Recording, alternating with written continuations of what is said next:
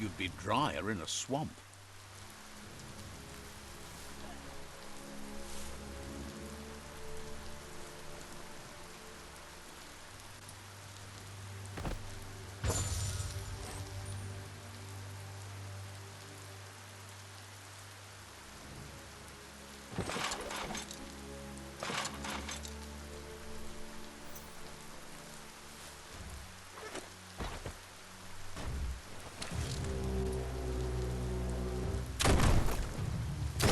Always scavenging for scrap, and the yard has plenty to go around.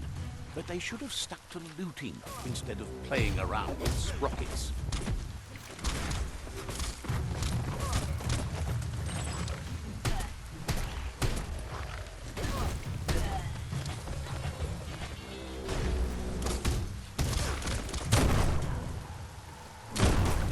Cut that one down. Bomper Bonker's busy ram-banging the door. This is your chance.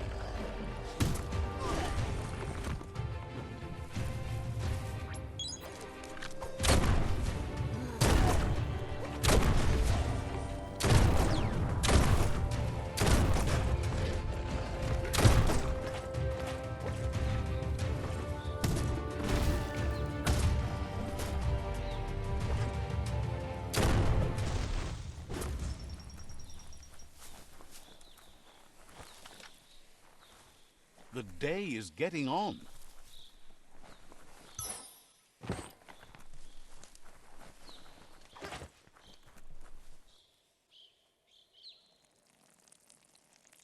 Let's see.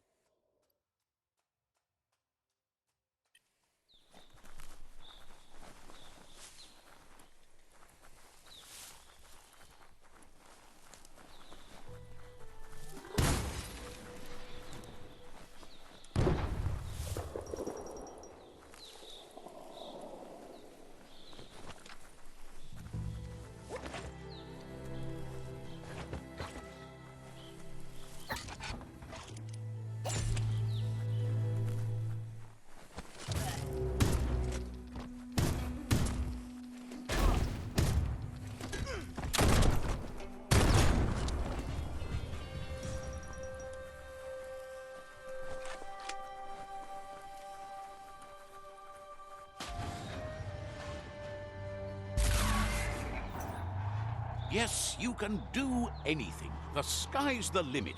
Now, let's take this back to Earth. Wow, you really took that all the way down to the end, in flames.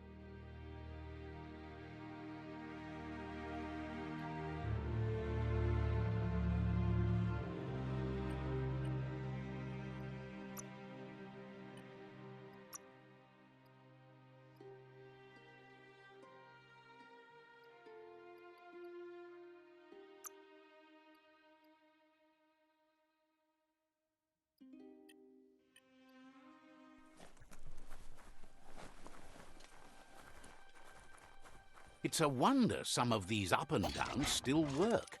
Guess they built machines better in the past.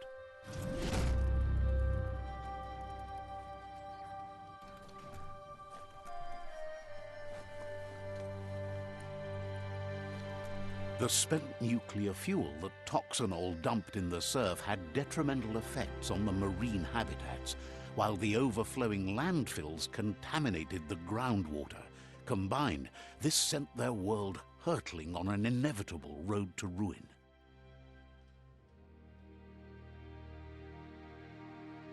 There's no time to look back. Too busy moving on.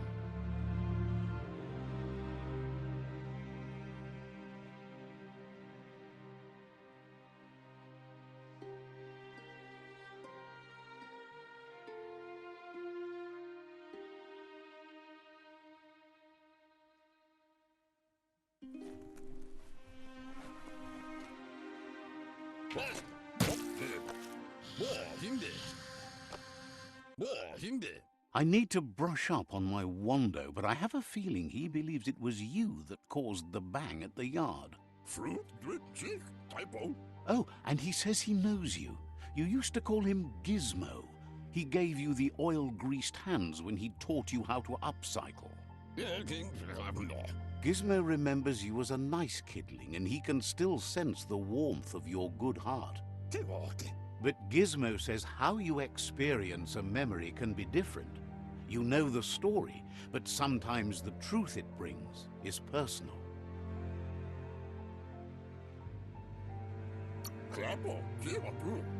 He'd lie if he claimed it was all good. You changed after your Mooma and Popsy passed, and he understands why you had to leave. The old village being a constant reminder of what happened. He understands history made Lupa Lupin a big part of your past, your present, and soon, your future. You still believe there's some good in everyone. You still have hope for tomorrow. He says you should know that what's meant to be will always find a way, but history shouldn't consume you.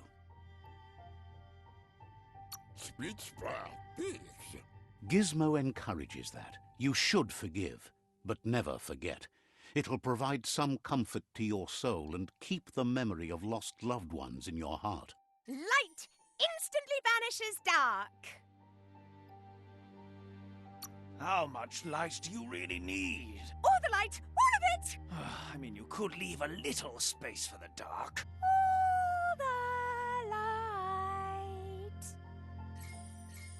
the light. Hard to believe the world is actually going to survive. Just seemed impossible till now. Grateful to you for coming back and doing your best to change things. You were the only chance they had. Wonders if you liked working with the Myriad. They always seemed so centered and so seeking. But that's not important now. Gizmo says it's taken a long time to bring the past up to the present, and where you go from here is up to you. You need to set the past aside, at least for now. He can't leave the Underyard as he has no protection against the vacuum in the dead zone. So you need to salvage scrap to upcycle the Mekton, starting with the old crate outside. You should return when you've retrieved the scrap. There's no time to waste if you want to make the Mekton strong enough to fight the Jumbo Puff. It's the part of the land that suffered most from the apocalypse. It's deprived of oxygen, making it next to impossible for anything but creatures that were most contorted by the contamination.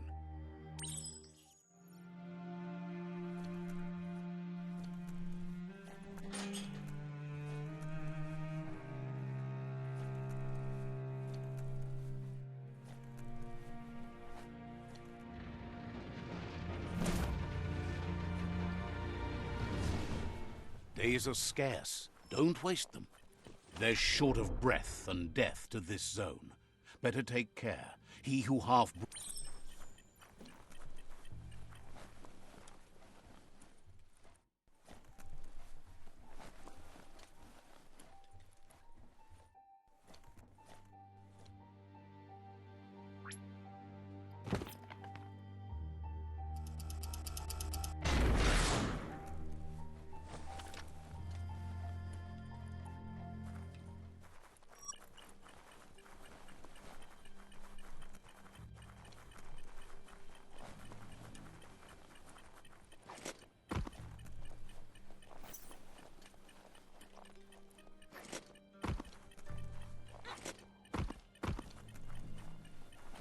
That's the leftover you're looking for.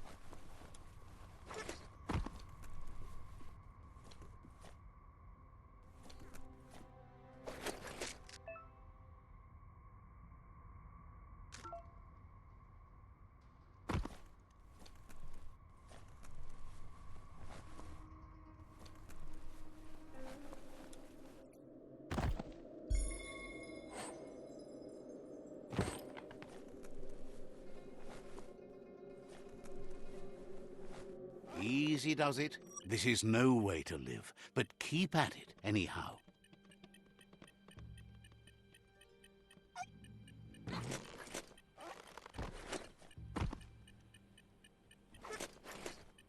That's just nasty. Biohazards make you puke.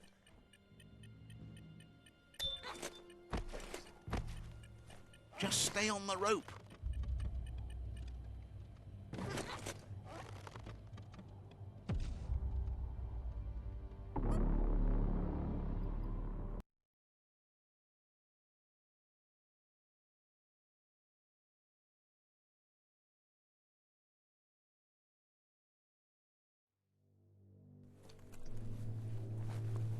Winners get to keep moving.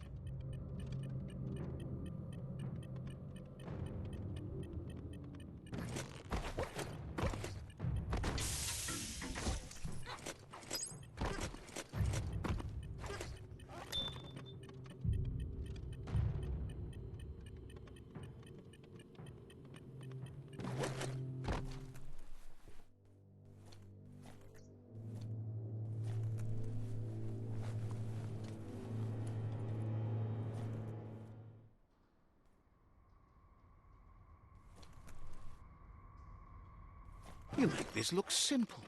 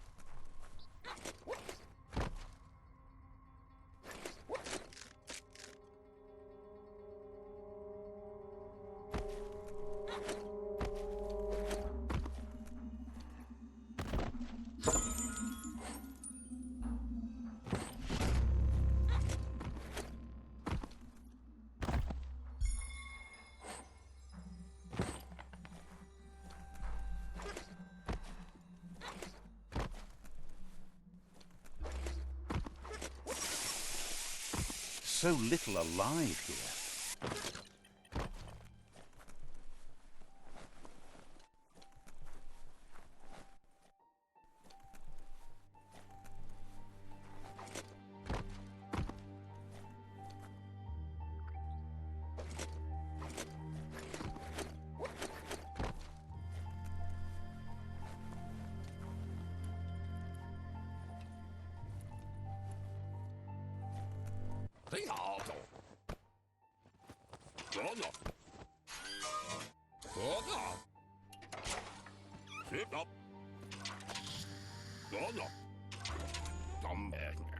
He says that's enough to get the Mekton functional. You'll have an engine, a fuel soaker, a gun, and a gathering net, but no armor, nor enough oxygen supply. Something he devised to salvage valuables from the ground. There are usually spots hidden beneath puddles of oily goo where you can use the net. He's been working on another project for the Mekton, a cannon, but it needs ammunition, and by that he means the scripts. He says if they're trained right, they'll turn into a distraction for the Jumbo Puff. The best way to find scripts is to go talk to Moog. He knows the ins and outs of every breathing thing left alive after the apocalypse. Unfortunately, this means you'll have to venture farther out into the dead zone. Gizmo thinks he's a little peculiar, but very knowledgeable. He has the ins and outs of all monster and creature whereabouts.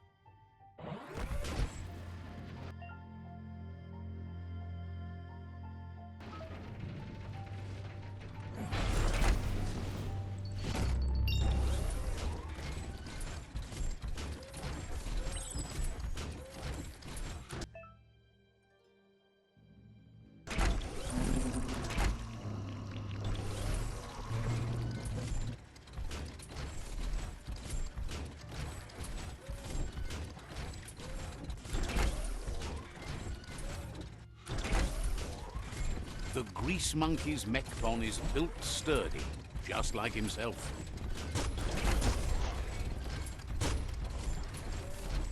Can you imagine how this place used to look before the dead oil flood?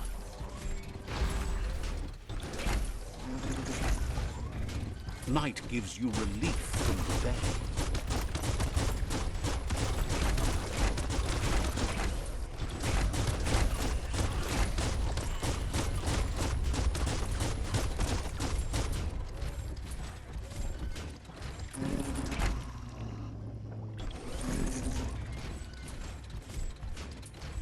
Might want to hold your breath before you head any further.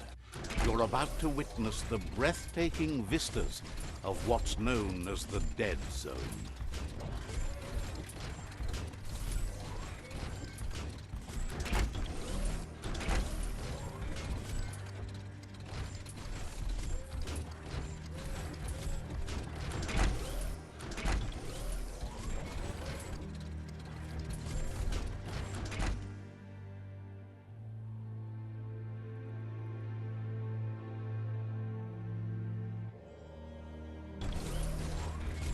That over there is Steepo Deep, the cliffside that Moon hangs on to.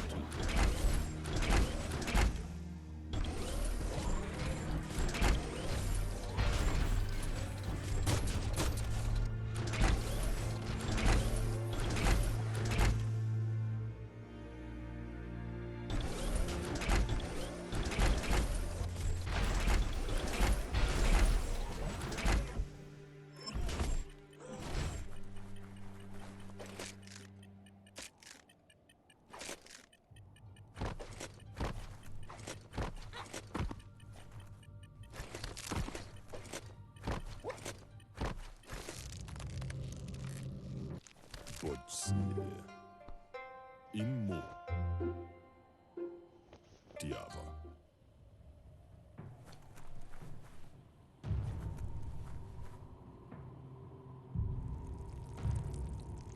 Let's see.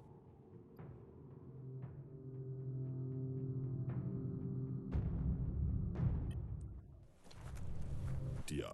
This one's impressed to see you out here. He figured you'd be dead by now. Not many are as tough and clever as you must be. Fear not. Says a monster hunter hears many things on the wind. Mustak bala. Moog says that all your power doesn't do you a bit of good if you're not willing to pull the trigger when the time comes. Kukakwana. Choosing what to kill and what to spare are the most important decisions you'll make. You might have a steady aim, but you need to be sure that you pick your targets with care. Zith. It's hard to make those life or death decisions for others, but someone's got to do it. Otherwise, they'll do it themselves, and you know they'll miss.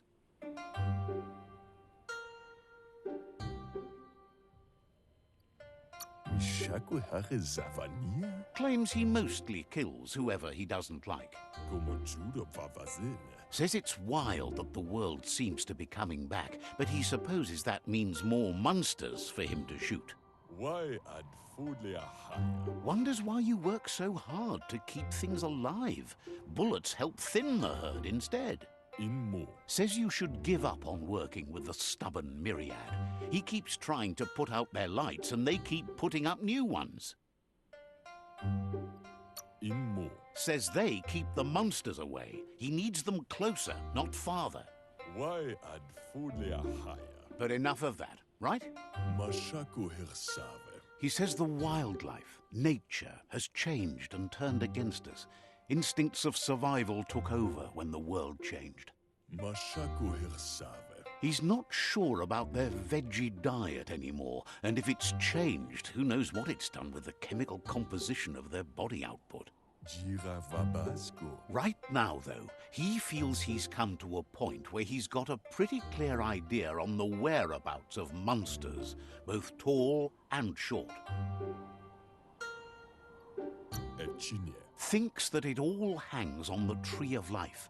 When it started to fail, everything changed. Me. Moog says you must learn to walk before you can run. It takes practice before you can call yourself a monster hunter. Gag. Fortunately for you, he can help. He understands you need to start off with something small before you go big. Bestilka. There's no better place to start than a squip cave. Hunting down a couple of these little critters for yourself should keep you on your toes.